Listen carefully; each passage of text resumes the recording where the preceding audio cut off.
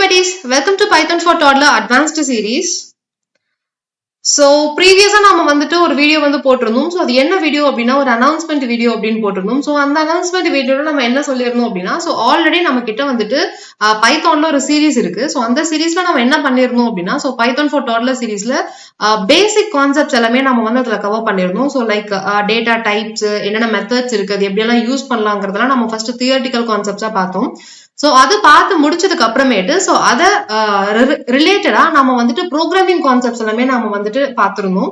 So Python for டாட்லர்ஸ்ங்கிற சீரீஸ்ல நம்ம வந்துட்டு பேசிக் பைத்தான் நம்ம வந்து கம்ப்ளீட்டா நம்ம இப்போ வந்து பார்த்தாச்சு. சோ அதுக்கப்புறமேட்டு பைத்தான் ஃபார் டாட்லர் அட்வான்ஸ்டு சீரீஸ்ல நாம இன்னும் கொஞ்சம் அட்வான்ஸா இருக்கக்கூடிய டாபிக்ஸ் எல்லாமே பார்க்க போறோம் அப்படின்ட்டு ஒரு அனௌன்ஸ்மெண்ட் வீடியோ வந்து போட்டிருந்தோம். சோ யாராவது ஸ்ட்ரைட்டா அந்த வீடியோ பார்த்துட்டு இருக்கீங்க அப்படின்னா சோ ப்ளீஸ் நம்ம முன்னாடி போட்டிருந்த பைத்தானோட பேசிக் வீடியோஸ் நீங்க வந்து பார்த்துட்டு பாருங்க. சோ பைத்தான் பேசிக்ஸ் உங்களுக்கு கம்ப்ளீட்டா எந்த ஒரு டவுட்டுமே இல்லாம கிளியரா புரிஞ்சிருந்தது அப்படி இருந்தா மட்டும்தான் இப்போ நீங்க பார்த்துட்டு இருக்க இந்த வீடியோல எக்ஸ்பிளைன் பண்ண போற கான்செப்ட்ஸ் எல்லாமே உங்களுக்கு ரொம்பவே டீடைல்டா கிளியரா உங்களுக்கு வந்து புரியும். So first Python for Toddler series பார்த்து கம்ப்ளீட் பண்ணிட்டு அதுக்கப்புறமேட்டு Python for Toddler advanced series நீங்க வந்து பாருங்க. உங்களுக்கு வந்துட்டு ரொம்பவே பெட்டராவும் கிளியராவும் புரியும். ஓகே, இன்னைக்கு இந்த வீடியோல நம்ம என்ன பார்க்க போறோம் அப்படின்னா so what is oops அப்படின்னு தான் நம்ம வந்து பார்க்க போறோம். So oopsனா என்னங்கறத தான் நாம வந்துட்டு பார்க்க போறோம். சோ ப்ரோக்ராமிங் லாங்குவேஜ் அப்படின்னு பாத்தீங்க அப்படின்னா அதுல வந்துட்டு நிறைய டைப்ஸ் இருக்கு. சோ அதுல வந்துட்டு நாம இப்போ பார்க்க போற டைப் என்ன அப்படின்னா ஊப்ஸ்ங்கிற ஒரு டைப் தான் நம்ம வந்து பார்க்க போறோம். சோ ஊப்ஸ்க்கு முன்னாடி என்னென்ன டைப்ஸ் எல்லாம் இருந்தது அப்படின்னா ப்ரொசீஜரல் அப்படின்ட்டு இன்னும் ஒரு டைப் இருந்தது. அதுக்கப்புறமேட்டு ஃபங்க்ஷனல் அப்படின்ட்டு ஒரு டைப் வந்து இருந்தது. சோ இது எல்லாமே ஒவ்வொரு டைப். இப்ப எப்படி வந்து ஊப்ஸ்ங்கிற கான்செப்ட் நம்மளுக்கு வந்து இருக்கும். சோ அதே மாதிரி முன்னாடி இருந்த ப்ரோக்ராம்ஸ்ல எல்லாம் என்னென்ன மாதிரி மெத்தட்ஸ் யூஸ் பண்ணிருந்தாங்க அப்படின்னா so procedural oriented, functional oriented, modular programming, இந்த மாதிரி நிறைய ப்ரோக்ராமிங் கான்செப்ட்ஸ் எல்லாமே இருந்தது. சோ இப்போ நாம டீடைல்டா என்ன பார்க்க போறோம் அப்படின்னா சோ இந்த ஊப்ஸுக்கும் இந்த ப்ரொசீஜரல் லாங்குவேஜுக்கும் என்ன டிஃபரன்ஸ் இருக்கு அப்படின்னு நம்ம வந்து டீடைல்டா பார்க்க போறோம். பிகாஸ் இது ரெண்டுக்கும் இருக்கக்கூடிய டிஃபரன்ஸ் நம்மளுக்கு டீடைல்டா தெரிஞ்சா மட்டும்தான் இந்த ஊப்ஸ் வந்து நம்மளுக்கு எந்த அளவுக்கு யூஸ்ஃபுல்லா இருக்குங்கிறது நம்மளால ஈஸியா புரிஞ்சுக்க முடியும். சோ உங்க எல்லாத்துக்குமே நல்லாவே தெரியும். சோ ஊப்ஸ் அப்படின்னா இதோட அப்ரிவேஷன் என்ன அப்படின்னு பாத்தீங்கன்னா object oriented programming system. So இதோட ஷார்ட் ஃபார்ம் தான் நாம வந்துட்டு ஊப்ஸ் அப்படின்னு நம்ம வந்து சொல்லுவோம். சோ இது வந்துட்டு இப்போ ரீசெண்ட் டைம்ல இருக்கக்கூடிய ஹை லெவல் ப்ரோக்ராமிங் லாங்குவேஜஸ்ல எல்லாமே நம்மளுக்கு இந்த ஊப்ஸ்ங்கிற கான்செப்டை நம்மளுக்கு வந்து சப்போர்ட் பண்ணுது. பட் முன்னாடி இருந்த சிஸ்டம் என்ன சப்போர்ட் பண்ணுது அப்படின்னு பாத்தீங்கன்னா அதாவது சி ப்ரோக்ராமிங், ஃபார்ட்ரான் இதெல்லாம் என்ன சப்போர்ட் பண்ணுது அப்படின்னா ப்ரொசீஜரல் ஓரியன்டட் தான் நம்மளுக்கு வந்து சப்போர்ட் பண்ணுச்சு. சோ ரெண்டுத்துக்கும் என்ன டிஃபரன்ஸ் அப்படின்னு பார்க்கலாம். சோ இதோட மெயின் ஃபர்ஸ்ட் பிரைமரி டிஃபரன்ஸ் நீங்க என்ன அப்படின்னு பாத்தீங்கன்னா ஊப்ஸ்ங்கிறதுல மெயினா ப்ரோக்ராம் எதை பேஸ் பண்ணி நடக்கும் அப்படின்னு பாத்தீங்கன்னா ஆப்ஜெக்ட்ஸ்னு ஒண்ணு இருக்கு. சோ இந்த ஆப்ஜெக்ட பேஸ் பண்ணி தான் நம்மளுக்கு வந்து எல்லாமே நடக்கும். சோ இந்த ப்ரோக்ராம்ல நீங்க பைத்தான்ல நீங்க வந்து கான்செப்ட்ல நீங்க வந்து ப்ரோக்ராம் போட்டாலுமே அது வந்து எல்லாத்தையுமே ஆப்ஜெக்ட்ஸா நம்மளுக்கு வந்து அது வந்து டிவைட் பண்ணிக்கும். சோ டிவைட் பண்ணதுக்கு அப்புறமேட்டு ஒன்னொன்னும் ஆப்ஜெக்ட்ஸா தான் அதை வந்து டீல் பண்ணும். சோ இது வந்துட்டு ஆப்ஜெக்ட பேஸ் பண்ணி தான் இந்த ஆப்ஜெக்ட் ஓரியன்டட் ப்ரோக்ராமிங் சிஸ்டம் வந்து இருக்கு. சோ இதுவே ப்ரொசீஜரல் ஓரியன்டட்ல நம்மளுக்கு எந்த மாதிரி இருந்தது அப்படின்னா so step by step instructions தான் நம்மளுக்கு வந்து இது வந்து ஃபாலோ பண்ணும். So for example so program வந்து ஒரு 10 லைன் எழுதி இருக்கும் அப்படின்னு வச்சுக்கோங்களேன். சோ என்ன பண்ணும் அப்படின்னா சோ ஃபர்ஸ்ட் இந்த லைன் எக்ஸிக்யூட் பண்ணும். எக்ஸிக்யூட் பண்ணி முடிச்சதுக்கு அப்புறம் அடுத்து இந்த லைனை பார்க்கும், அடுத்து இந்த லைன் எக்ஸிக்யூட் பண்ணும். சோ அடுத்து இந்த லைனை பார்க்கும், இந்த லைன் எக்ஸிக்யூட் பண்ணும். சோ இதே மாதிரி நம்மளுக்கு லைன் பை லைனா அதாவது ஸ்டெப் பை ஸ்டெப்பா தான் நம்மளுக்கு வந்து இன்ஸ்ட்ரக்ஷன்ஸ் நம்மளுக்கு வந்து எக்ஸிக்யூட் பண்ணும். சோ ஃபர்ஸ்ட் ரெண்டுத்துக்கும் இருக்கக்கூடிய டிஃபரன்ஸ் என்ன அப்படின்னா சோ இந்த ஊப்ஸ்ல வந்துட்டு எல்லாமே நம்மளுக்கு வந்து ஆப்ஜெக்ட்ஸா நம்மளுக்கு வந்துட்டு எல்லாத்தையுமே டீல் பண்ணி கம்ப்யூட்டேஷன்ஸ் ஒர்க்ஸ் எல்லாமே நம்மளுக்கு வந்து நடக்கும். சோ இதுல வந்துட்டு ஸ்டெப் பை ஸ்டெப் இன்ஸ்ட்ரக்ஷனா தான் எல்லா ஒர்க்ஸ்மே நம்மளுக்கு வந்து நடக்கும் ப்ரொசீஜரல் ஓரியன்டட்ல. சோ இதுல இருக்கக்கூடிய செகண்ட் மெயின் டிஃபரன்ஸ் என்ன அப்படின்னு பாத்தீங்கன்னா சோ இது எல்லாமே வந்துட்டு ஆப்ஜெக்ட்ஸா டிவைட் பண்ணி நம்மளுக்கு எல்லாமே ஒர்க் பண்றதுனால இதை வந்து மெயின்டைன் பண்றதுக்கு நம்மளுக்கு வந்துட்டு ரொம்பவே ஈஸியா இருக்கும் அப்படின்னு சொல்றாங்க. சோ மெயின்டைன் அப்படின்னா எந்த மாதிரி அப்படின்னா ஃபார் எக்ஸாம்பிள் இப்போ ஒரு பெரிய ப்ரோக்ராம் நீங்க வந்து எழுதுறீங்கன்னு வச்சுக்கோங்க. ஃபார் எக்ஸாம்பிள் ஒரு 2000-3000 லைன்ஸ் இருக்கக்கூடிய ஒரு ப்ரோக்ராம் நீங்க எழுதும் போது உங்களுக்கு நிறைய சின்டாக்ஸ், கமாண்ட்ஸ் நீங்க எல்லாமே நிறைய போட்டு எழுதுவீங்க. சோ இது எல்லாமே நம்ம ஆப்ஜெக்ட்ஸா நம்ம வந்து டிவைட் பண்ணி நாம எழுதும் போது நம்மளுக்கு இந்த கோட் எல்லாமே மெயின்டைன் பண்றதுக்கு இந்த ஊப்ஸ் கான்செப்ட்ல இருக்கக்கூடிய ப்ரோக்ராமிங் லாங்குவேஜஸ் ரொம்பவே யூஸ்ஃபுல்லா இருக்கும் அப்படின்னு சொல்லியிருக்காங்க. சோ இதுவே ப்ரொசீஜரல் லாங்குவேஜ் நம்மளுக்கு அந்த மாதிரி லாங்கரா இருக்கக்கூடிய ஸ்கிரிப்ட்ஸ் எல்லாமே எழுதும் போது அதாவது லாங்கரா இருக்கக்கூடிய ப்ரோக்ராம்ஸ் எழுதும் போது ப்ரோக்ராம்ஸ் எழுதும்போது நம்மளால ஈஸியா மெயின்டைன் பண்ண முடியாது அப்படின்னு சொல்லியிருக்காங்க. ஏன்னா இது வந்து ஸ்டெப் பை ஸ்டெப் இன்ஸ்ட்ரக்ஷன் நடக்கிறதுனால. ஸோ அதுக்கப்புறமேட்டு தேர்டா இருக்கக்கூடிய மெயின் டிஃபரன்ஸ் என்ன அப்படின்னு பாத்தீங்கன்னா, ஸோ இந்த இடத்துல நம்மளுக்கு எல்லாமே வந்துட்டு ரியல் வேர்ல்ட்ல இருக்கக்கூடிய என்டிட்டிஸ் தான் நம்மளுக்கு வந்து யூஸ் பண்ணுவாங்க. ஸோ உங்களுக்கு இந்த டேர்ம்ஸ் வந்து புதுசா இருக்கலாம். என்டிட்டிஸ்னா என்ன, ஆப்ஜெக்ட்ஸ்னா என்னங்கிறத அது நம்ம அடுத்தடுத்து பார்க்க போற வீடியோஸ்ல நம்ம வந்து ரொம்பவே டீடைல்டா பார்ப்போம். சோ இந்த இடத்துல நம்ம என்ன சொல்றாங்க அப்படின்னா, சோ ரியல் வேர்ல்ட்ல இருக்கக்கூடிய என்டிட்டிஸை யூஸ் பண்றதுனால இது வந்துட்டு புரிஞ்சுக்கிறதுக்கு நம்மளுக்கு வந்து ரொம்பவே ஈஸியா இருக்கும் அப்படின்னு நம்மளுக்கு வந்து சொல்லியிருக்காங்க. இதுவே ப்ரொசீஜரல் ஓரியன்டா நம்மளுக்கு என்னவா இருக்கும் அப்படின்னா, சோ ரியல் வேர்ல்ட் இது என்டிட்டிஸ் நம்மளுக்கு வந்து எதுவுமே இருக்காது. சோ ப்ரோக்ராம்ஸ் எல்லாமே நம்மளுக்கு ஸ்டெப் பை ஸ்டெப்பா நம்மளுக்கு வந்து டிவைட் பண்ணி தான் இந்த இன்ஸ்ட்ரக்ஷன்ஸ் எல்லாமே நடக்கும். சோ இந்த ஸ்டெப் பை ஸ்டெப் நம்ம வந்து டிவைட் பண்ணி பண்றோம் இல்லையா, சோ இதுதான் அவங்க வந்துட்டு ஃபங்க்ஷன்ஸ் அப்படின்னு சொல்றாங்க. சோ இது எல்லாமே வந்துட்டு நம்மளுக்கு ஃபங்க்ஷன்ஸா தான் நடக்கும். சோ இந்த இடத்துல ஒரு ஸ்டெப் இருக்கு அப்படின்னா இது வந்து ஒரு செட் ஆஃப் ஃபங்க்ஷன். சோ இந்த இடத்துல ஒரு ஸ்டெப் இருக்கு அப்படின்னா இது வந்து ஒரு செட் ஆஃப் ஃபங்க்ஷன். சோ இந்த மாதிரி ஃபங்க்ஷன்ஸ் ஓரியன்டா தான் நம்மளுக்கு வந்து இந்த ப்ரொசீஜரல் ஓரியன்டா நம்மளுக்கு வந்து நடக்கும். ரியல் வேர்ல்ட் என்டிட்டிஸ் அந்த மாதிரி எதுவுமே இருக்காது அப்படின்னு சொல்லியிருக்காங்க. சோ அதுக்கப்புறமேட்டு ஃபோர்த்தா இருக்கக்கூடிய டிஃபரன்ஸ் என்ன அப்படின்னா, டேட்டா ஹைடிங் கான்செப்டை நம்மளுக்கு வந்து ஊப்ஸ்ல சப்போர்ட் பண்றதுனால இது வந்துட்டு ரொம்பவே செக்யூர்டா இருக்கும். ப்ரொசீஜரல் ஓரியன்டட் விட ஊப்ஸ் வந்துட்டு நம்மளுக்கு வந்து ரொம்பவே செக்யூர்டா இருக்கும்னு சொல்லியிருக்காங்க. ஸோ டேட்டா ஆக்சஸ் பண்றது எல்லாமே நம்ம வந்துட்டு ரொம்பவே ஹிடனா இருக்கிறதுனால யார் வேணாலும் வந்து எந்த டேட்டா வேணாலும் எடுக்கலாம், மாடிஃபை பண்ணலாம்ங்கிற ஒரு ரெஸ்ட்ரிக்ஷன் வந்து நம்மளுக்கு இந்த இடத்துல இருக்கு. ஸோ அதனால நம்ம டேட்டாஸ் வந்துட்டு ரொம்பவே சேஃப் அண்ட் செக்யூர்டா இருக்கும் அப்படின்னு சொல்லியிருக்காங்க. ஸோ இதுவே நம்மளோட ப்ரொசீஜரல் ஓரியன்டட்ல பாத்தீங்க அப்படின்னா நம்மளுக்கு அந்த மாதிரி டேட்டா பைண்டிங் நம்மளுக்கு வந்து கரெக்டா எங்கேயுமே நம்மளுக்கு வந்து இருக்காது.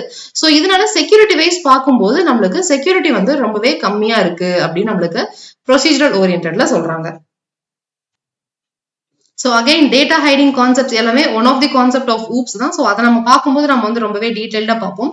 ஸோ இது ஜஸ்ட் நம்ம ப்ரொசீஜரல் ஓரியன்டா என்னன்னு தெரிஞ்சுக்கிறதுக்காக தான் இந்த டிஃபரன்ஸ் வந்து நான் வந்து கொடுத்திருந்தேன். ஸோ முன்னாடி எல்லாம் ப்ரோக்ராமிங் லாங்குவேஜஸ் என்னென்ன மாதிரி கான்செப்ட்ஸ் சப்போர்ட் பண்ணுச்சு அப்படின்னா procedural oriented, functional oriented, modules oriented, அதுக்கப்புறமேட்டு ஆப்ஜெக்ட் ஓரியன்டட், இந்த மாதிரி நிறைய கான்செப்ட்ஸ் நம்மளுக்கு வந்து சப்போர்ட் பண்ணுது. ஸோ அதுல பிரைமரியா இருக்கக்கூடிய இந்த ரெண்டை நம்ம எடுத்து என்ன டிஃபரன்ஸ் அப்படின்னு பார்த்திருக்கோம். ஸோ டோட்டலா இந்த 4 டிஃபரன்ஸ் உங்களுக்கு வந்து ரொம்பவே கிளியரா புரிஞ்சிருக்கும்னு நினைக்கிறேன். ஸோ இந்த அட்வான்டேஜஸ்லாம் நம்மளுக்கு இருக்கிறதுனால ஊப்ஸ் வந்துட்டு நம்மளுக்கு ப்ரொசீஜரல் ஓரியன்டட் விட நம்மளுக்கு வந்துட்டு பெட்டரா இருக்கு அப்படின்னு சொல்றாங்க. சோ இப்போ இதோட எக்ஸாம்பிள்ஸ் என்னென்ன அப்படின்னு பார்க்கலாம். சோ ஊப்ஸை சப்போர்ட் பண்ற ப்ரோக்ராமிங் லாங்குவேஜஸ் என்னென்ன இருக்கு அப்படின்னு பாத்தீங்கன்னா, C++ நீங்க முன்னாடி படிச்சிருப்பீங்க. சோ C++ வந்துட்டு ஊப்ஸ்ங்கிற கான்செப்டை நம்மளுக்கு வந்து சப்போர்ட் பண்ணுது. அதுக்கப்புறம் இப்போ நாம பாத்துக்கிட்டு இருக்கிற இந்த பைத்தான் நம்மளுக்கு வந்து ஊப்ஸ் கான்செப்ட் நம்மளுக்கு வந்து சப்போர்ட் பண்ணுது. அதுக்கப்புறமேட்டு C# அப்படிங்கிற லாங்குவேஜ், அதுக்கப்புறம் ஜாவாங்கிற லாங்குவேஜ், அதுக்கப்புறம் இன்னும் நிறைய லாங்குவேஜஸ் இந்த ஊப்ஸ்ங்கிற கான்செப்ட் வந்து சப்போர்ட் பண்ணுது. சோ இதுவே ப்ரொசீஜரல் ஓரியன்டட் என்னென்ன சப்போர்ட் பண்ணிட்டு இருக்கு அப்படின்னா Cங்கிற லாங்குவேஜ், அதுக்கப்புறமேட்டு பாஸ்கல், அதுக்கப்புறமேட்டு VB அப்படின்ட்டு விஷுவல் பேசிக் அப்படின்ட்டு ஒரு கோட் இருக்கு. சோ அந்த ப்ரோக்ராமிங் இதை வந்துட்டு நம்மளுக்கு வந்து சப்போர்ட் பண்ணுது. அதுக்கப்புறமேட்டு ஃபார்ட்ரான் இருக்கு. சோ இது எல்லாமே வந்துட்டு ப்ரொசீஜரல் ஓரியன்டட் அப்படின்னு நம்ம வந்து சொல்றாங்க. சோ இப்போ ஆப்ஜெக்ட் ஓரியன்டட்னா என்ன, ப்ரொசீஜரல் ஓரியன்டட்னா என்னங்கிறது உங்களுக்கு வந்துட்டு கொஞ்சம் கிளியராகவும் டீடைல்டாவும் புரிஞ்சிருக்கும் அப்படின்னு நினைக்கிறேன். சோ இப்போ நம்ம ஃபர்தரா ஊப்ஸ்னா என்ன, ஊப்ஸ்ல என்னென்ன கான்செப்ட்ஸ் இருக்கு அப்படின்னு நம்ம வந்து பார்க்கலாம். சோ மெயினா ஊப்ஸ்ல என்னென்ன கான்செப்ட்ஸ் இருக்கு அப்படின்னு பாத்தீங்கன்னா, கிளாஸஸ் அண்ட் ஆப்ஜெக்ட்ஸ்ங்கிற ஒரு கான்செப்ட் வந்து இருக்கு. அதுக்கப்புறமேட்டு கன்ஸ்ட்ரக்டர் அப்படின்னு ஒண்ணு இருக்கு. அதுக்கப்புறம் இன்ஹெரிட்டன்ஸ், அதுக்கப்புறமேட்டு பாலிமார்பிசம், அதுக்கப்புறமேட்டு encapsulation and data abstraction. Almost ரெண்டுமே வந்துட்டு கொஞ்சம் ஒரே மாதிரி தான். ஸோ அதனால நான் அதை வந்து தனித்தனியா எழுதாம இதே மாதிரி நான் வந்து ஒன்னா வந்து எழுதியிருக்கேன். So encapsulation, data abstraction.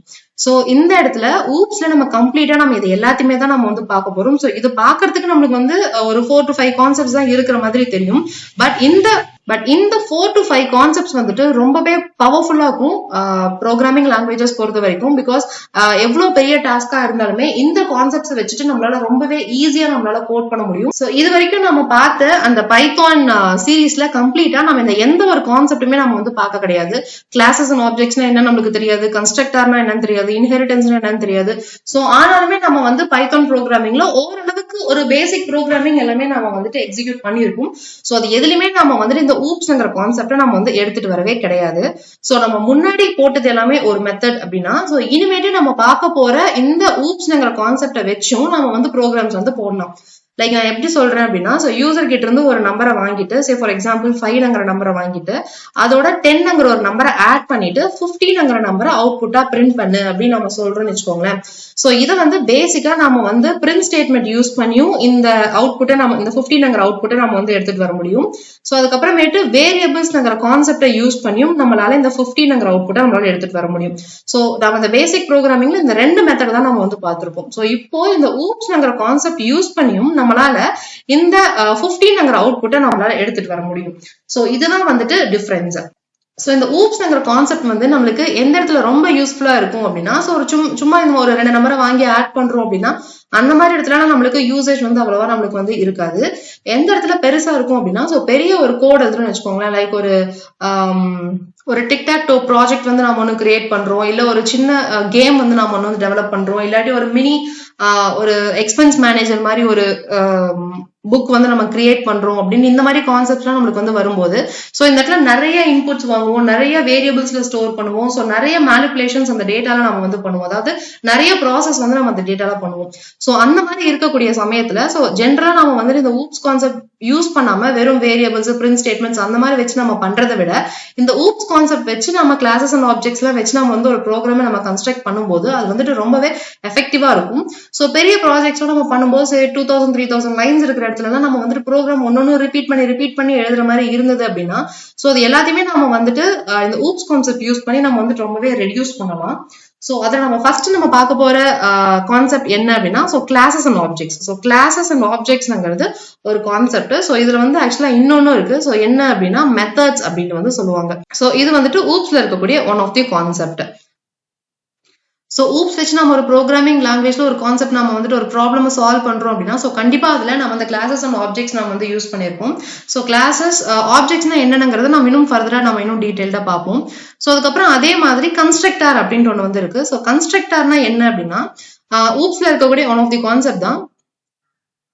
So கன்ஸ்ட்ரக்டர்ங்கிறதும் ஊப்ஸ்ல நம்ம யூஸ் பண்றக்கூடிய ஒன் ஆஃப் தி ஒரு கிளாஸ் மெத்தட் தான் அது. ஸோ அதுக்கப்புறமேட்டு இன்ஹெரிட்டன்ஸ் அப்படின்ற ஒரு கான்செப்ட் வந்து இருக்கு. நம்ம கிட்ட ஒரு செட் ஆஃப் கோட் வந்து இருக்கு அப்படின்னு வச்சுக்கோங்க. ஸோ இதை வந்துட்டு ஏங்கிற ஒரு கோட்னு வச்சுக்கோங்க. ஸோ இன்னொரு செட் ஆஃப் கோட் நம்ம கிட்ட வந்து இருக்கு, பி அப்படின்ற ஒரு கோட் வந்து நம்ம கிட்ட இருக்கு. சரியா?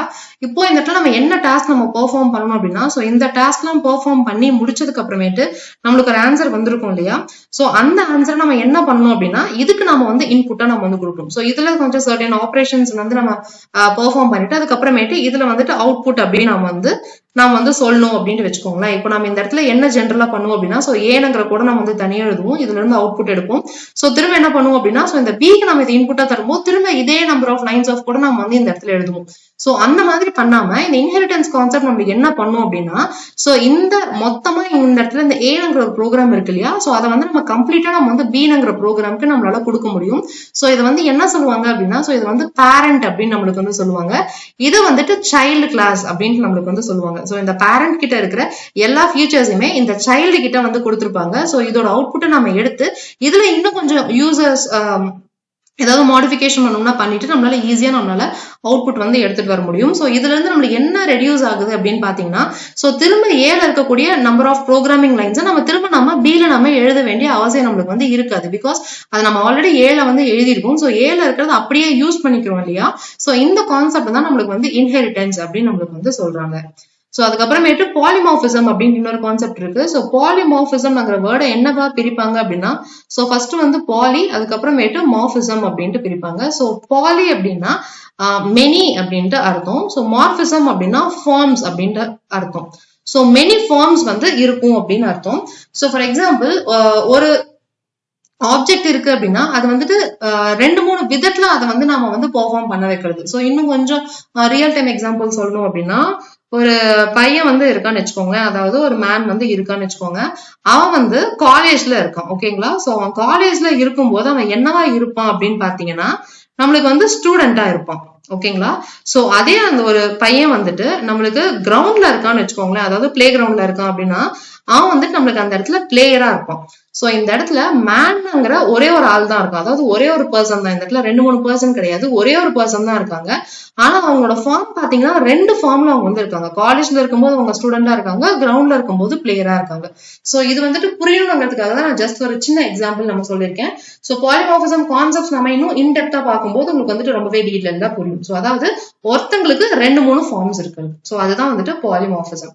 சோ அதுக்கப்புறமேட்டு என்கேப்சுலேஷன் டேட்டா அப்ஸ்ட்ராக்ஷன்னா என்ன அப்படின்னா, சோ டேட்டா வந்துட்டு ஹைட் பண்ணி வைப்பாங்க. சோ இந்த மாதிரி கான்செப்ட் நம்மளுக்கு எந்த இடத்துல யூஸ் ஆகும்னா, இப்போ ஒரு பெரிய ப்ரோக்ராம் வந்து எழுதுறாங்கன்னு வச்சுக்கோங்களேன். அந்த இடத்துல என்ன பண்ணுவாங்க அப்படின்னா, சோ ப்ரோக்ராம் பாதி வந்து ஒரு ஆள் வந்து கம்ப்ளீட் பண்ணி வச்சிருப்பாங்க. சோ கம்ப்ளீட் பண்ணி வச்சதுக்கு அப்புறம் இந்த ரிமைனிங் இருக்கக்கூடிய இந்த ஒரே ஒரு ப்ராப்ளம் இருக்கு இல்லையா, சோ அதை வந்து ஒரே ஒரு தனி ஆள் கிட்ட கொடுத்து இதை வந்து மாடிஃபை பண்ணி கொடுங்க அப்படின்னு வந்து சொல்லுவாங்க. சோ இப்ப சப்போஸ் ப்ரோக்ராமிங் நல்லா தெரிஞ்சவங்களா இருந்தாங்கன்னா அவங்க மேபி கரெக்டா பண்ணி கொடுத்துடலாம். பட் சப்போஸ் இவங்களோட நாலேஜே இல்லாம, அதாவது இந்த ஒரே ஒரு ப்ரோக்ராம் பண்ணக்கூடிய ஆளுக்கு ஒரு கரெக்டான நாலேஜ் இல்லாம அவங்க அந்த ப்ரோக்ராம தப்பா பண்ணிட்டாங்க அப்படின்னா நம்மளுக்கு என்ன ஒரு பயம் இருக்கும் அப்படின்னா, சோ நம்ம கரெக்டா பண்ணி வச்சிருந்தாங்க இல்லையா இந்த செட் ஆஃப் ப்ரோக்ராம், அதாவது இதுல வந்து நம்மளுக்கு நிறைய டேட்டாஸ் இருக்கும், நிறைய வேல்யூஸ் இருக்கும், எல்லாமே இருக்கும். சோ இந்த வேல்யூஸ போய் நம்மளுக்கு அஃபெக்ட் பண்ணிடும், அதாவது இந்த இது கம்ப்ளீட்டா நம்மளுக்கு வந்து ஒர்க் ஆகாம போயிடும்.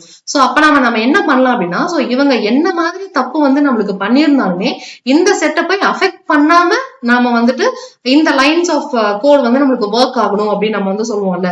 சோ அந்த மாதிரி இடத்துல நம்ம வந்து இந்த டேட்டா அப்ஸ்ட்ராக்ஷன்ங்கிற கான்செப்டும் என்கேப்சுலேஷன்ங்கிற கான்செப்டும் நம்ம வந்து யூஸ் பண்ணுவோம். அதாவது ஒரு ப்ரோக்ராம நம்ம நிறைய பேருக்கு டிவைட் பண்ணி நம்ம கொடுத்து நம்ம வாங்கும்போது இவங்களோட தப்புனால மேல இருக்கக்கூடிய கரெக்டா ஒர்க் ஆயிட்டு இருக்கக்கூடிய லைன்ஸ், ப்ரோக்ராமிங் லைன்ஸ் வந்து நம்மளுக்கு தப்பா ஒர்க் ஆயிடக்கூடாது. சோ இதை ப்ரொடெக்ட் பண்றதுக்காக நம்ம டேட்டா அப்ஸ்ட்ராக்ஷன் அண்ட் என்கேப்சுலேஷன்ங்கிற கான்செப்ட் நம்ம வந்து யூஸ் பண்ணுவோம். சோ என்டையரா ஊப்ஸ் கான்செப்ட்ல இந்த டாபிக்ஸ் எல்லாமே தான் இருக்கு. சோ கிளாஸஸ், ஆப்ஜெக்ட், மெத்தட்ஸ், அப்புறம் இந்த டேர்ம்ஸ் எல்லாமே உங்களுக்கு வந்துட்டு ரொம்பவே புதுசா இருக்கலாம். சோ கிளாஸஸ்னா என்ன, ஆப்ஜெக்ட்ஸ்னா என்ன அப்படின்ட்டு சோ ஒன்னொன்னு நம்ம வந்துட்டு ரொம்பவே இன்டெப்தா எக்ஸாம்பிள்ஸோட தான் நம்ம வந்து பார்க்க போறோம். சோ இது ஜஸ்ட் வந்துட்டு ஒரு இன்ட்ரோடக்டரி வீடியோ தான். சோ ஊப்ஸ்னா என்ன, எங்க இருந்து அது வந்து வந்தது, அதுல என்னென்னலாம் இருக்கு, அதை வச்சு என்னென்னலாம் பண்ணுவாங்கங்கிறது தான் நான் வந்துட்டு ஒரு ஜஸ்ட் ஒரு அவுட்லைன் மாதிரி சொல்லியிருக்கேன். சோ இன்னைக்கு நம்ம பார்த்த வீடியோ மூலமா ஊப்ஸ்னா என்னென்ன கான்செப்ட்ஸ் இருக்குங்கிறது ரொம்பவே கிளியரா புரிஞ்சிருக்கும்னு நினைக்கிறேன். Happy learning. Bye bye.